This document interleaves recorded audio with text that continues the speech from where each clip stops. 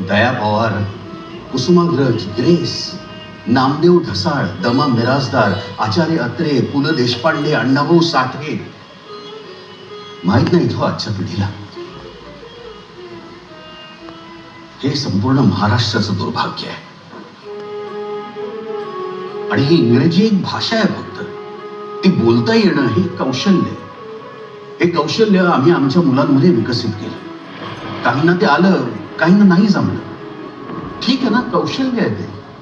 कुंभारकाम सगळ्यांना येत नाही, सुतारकाम सगळ्यांना येत नाही. तितकंच आणि तेवढंच आहे.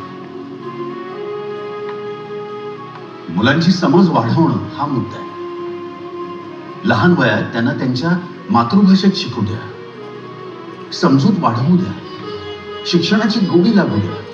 मग करूया ना ही सगळी कौशल्य विकसित. आणि ज्याला स्वतःची भाषा नीट बोलता येत नाही, त्याला दुसरी कुठलीही भाषा कशी चांगली आत्मसात करता येईल